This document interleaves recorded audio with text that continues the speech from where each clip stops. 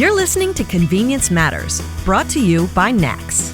Hello, everyone. Welcome again to Convenience Matters. My name is John Eichberger with the National Association of Convenience Stores and the Fuels Institute. And Convenience Matters is the program where we talk about everything that's going on in the convenience and fuel retailing industry. If it affects that industry, it probably affects you. 160 million people go to a convenience store every day, 42 million fill-ups of gasoline and other transportation energy products. And so what we talk about really affects the daily lives of Americans and people all across the country. And I am joined today by my co-host, Mr. Donovan Woods. Good to be here, John. I'm the Director of Operations at the Fuels Institute and NACS, and I'm excited to do this interview with a very special guest.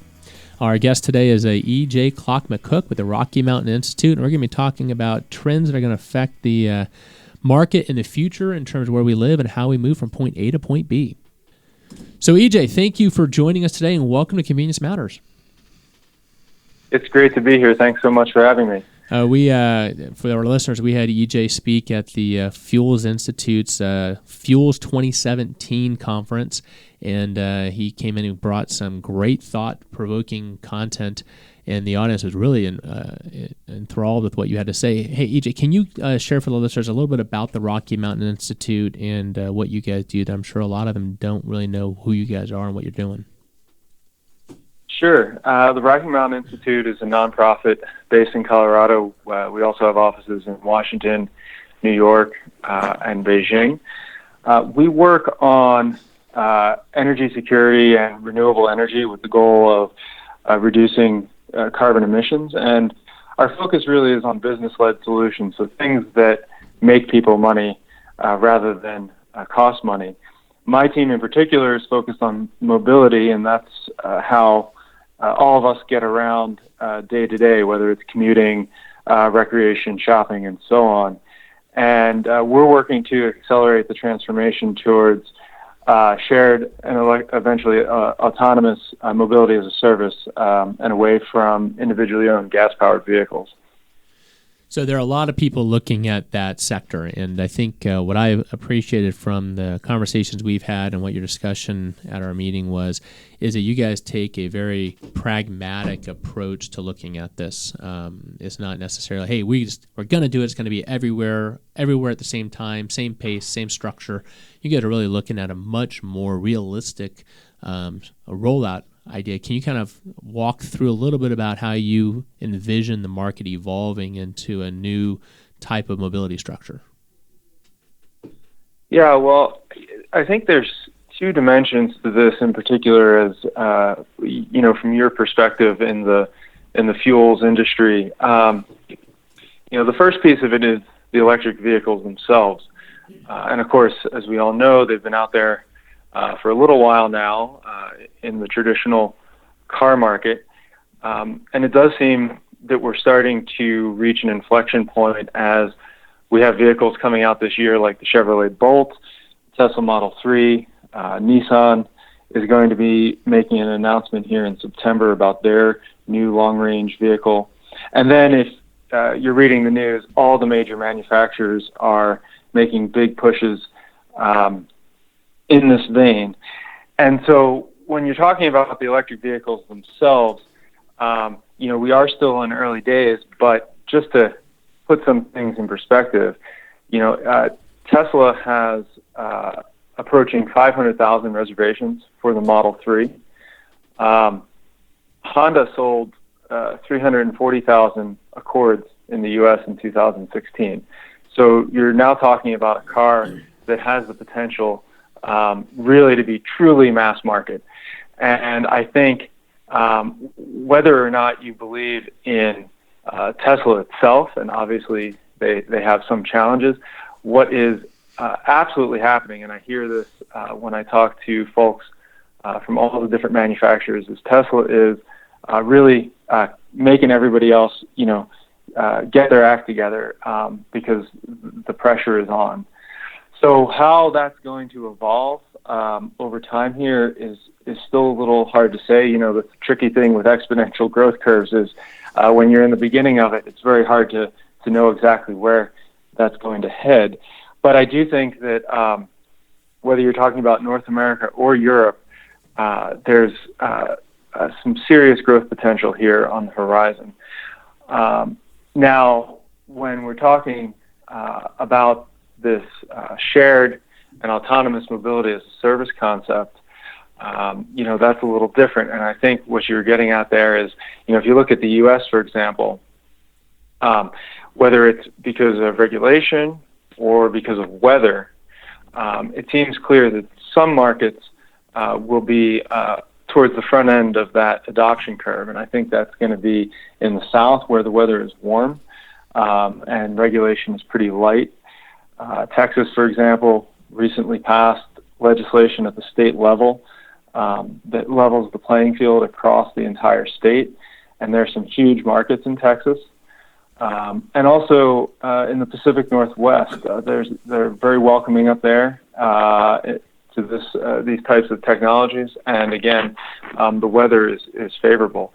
So I think, to me, those are probably the places where things could play out early here. Interesting you say that, EJ. Again, I enjoyed your presentation at Fuel 17.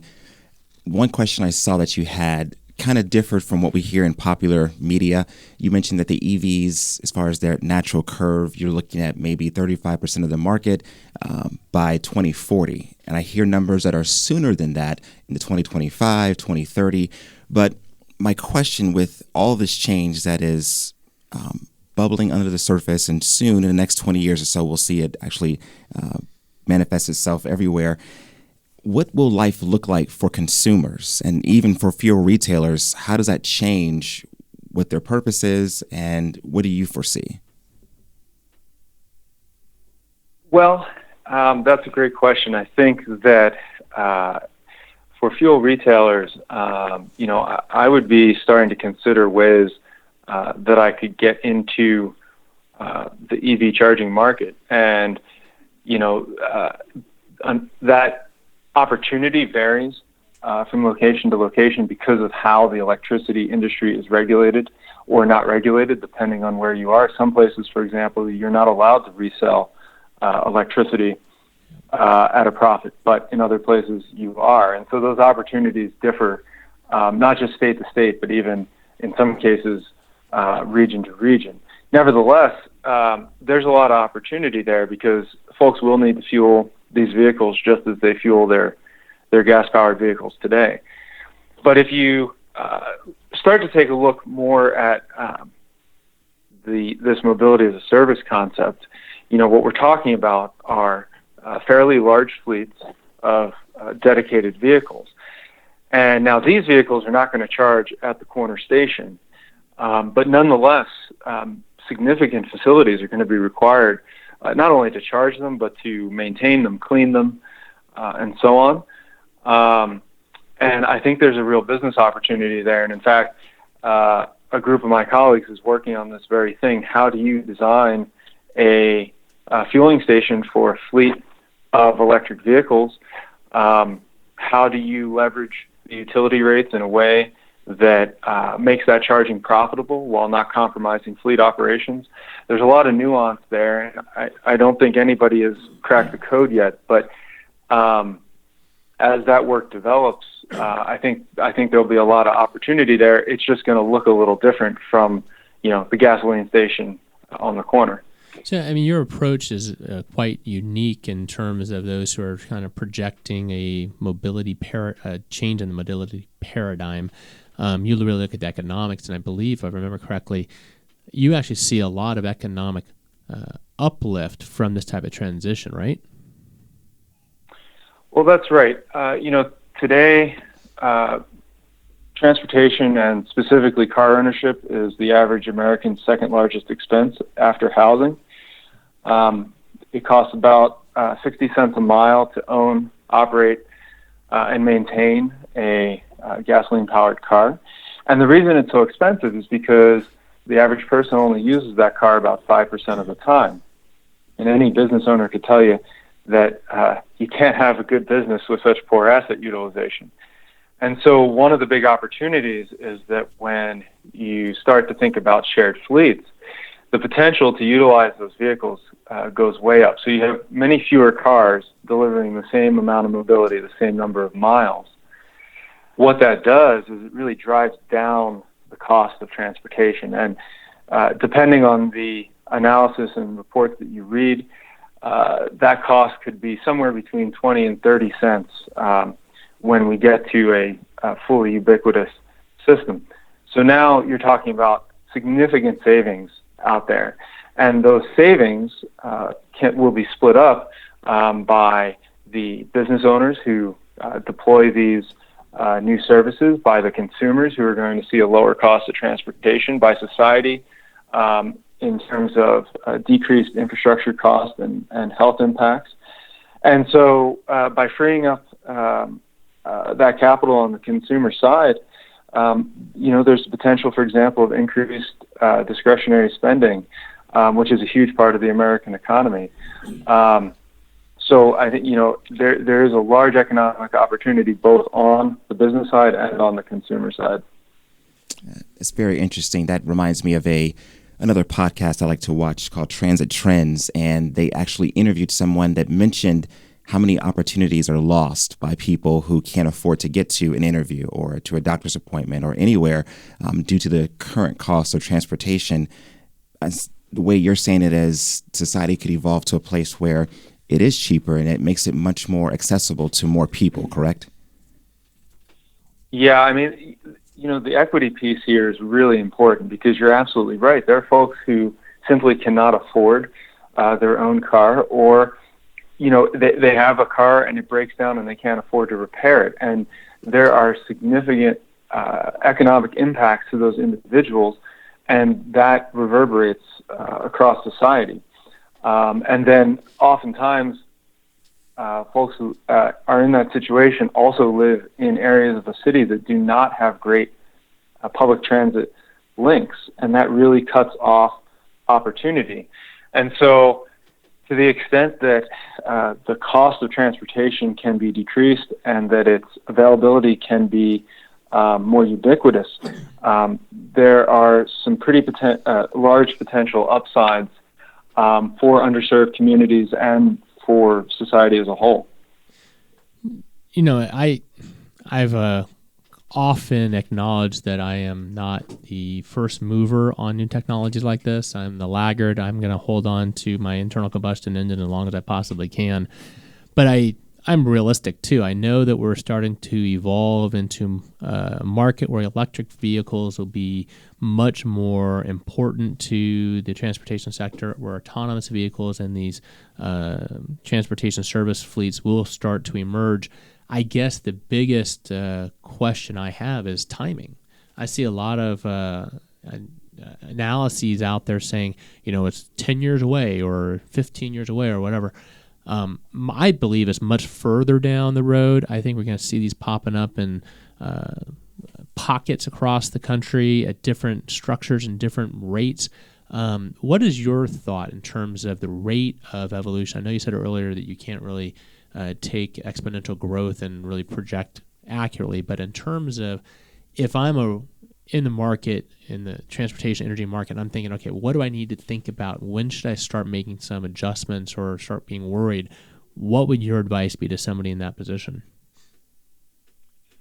Well, first of all, it's very context dependent. The transition for sure is going to start in urban markets, just because the logistics, the efficacy, and the value proposition is much more compelling in that type of environment than it is in a more exurban or rural environment.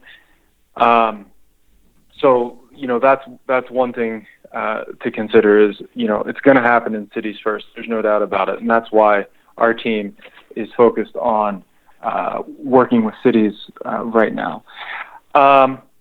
But as far as timing, again, ING, for example, just published a report this July with their projections that in Europe, by 2025, so that's only 7.5 years from now, 30% of sales are going to be electric vehicles.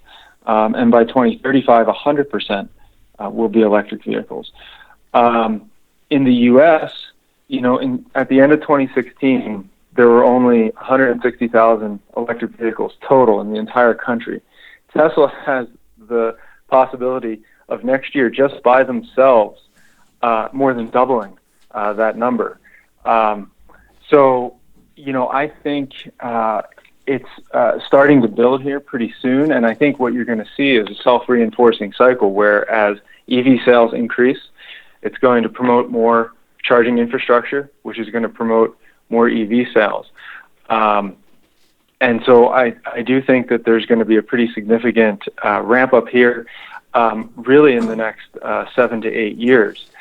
Now, on the mobility services side of things, we are still a couple, 5 years away from full operational capability of the autonomous vehicles in any situation. And then on top of that, there's this layer of behavior change, right? A very cost-effective product could be put out there. But of course, as we know, consumers don't often make 100% rational decisions. So to me, that's the real unknown. I am pretty confident that in the next 5 to 7 years, electric autonomous mobility services will be a very economically competitive alternative to owning and operating your car.